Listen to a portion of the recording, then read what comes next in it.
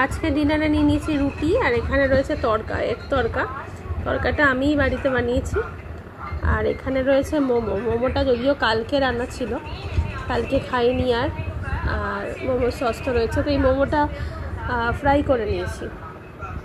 আজকে শরীরটা অতটা ভালো লাগছে না, গা হাত পা খুব ব্যথা, ঠান্ডা লেগে রয়েছে, কেনামাটা শরীরটা আজকে সকাল থেকেই কেনামাটা ম্যাচ করছে, ভালো লাগছে না, ওয়েদারের জন্য হয়তো। আর পিঠে খুব ব্যথা হয়েছে, গা হাত পা ব্যথা কামড়াচ্ছে। নিরঞ্জনকে বললাম একটু ফুচকা এনে দাও, না। আর হ্যাঁ, হোমিওপ্যাথি ওষুধ খাচ্ছি এই ঠান্ডা লাগার জন্য। ওই হোমিওপ্যাথি ওষুধ খেলে তো তেঁতুল জল খাওয়া যায় না, সেই জন্য আরও খেতে পারলাম না। ফুচকা আজকাল এনেও দিতে চায় না, আগে বললে এনে দিত, আজকাল এনে দিতে চায় না। কী আর করবো, এই খেয়ে নিই।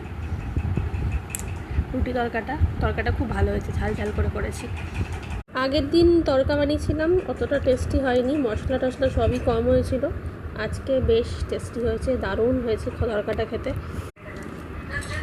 মোমোর সসটাও বেশ ঝাল দারুণ লাগছে খেতে।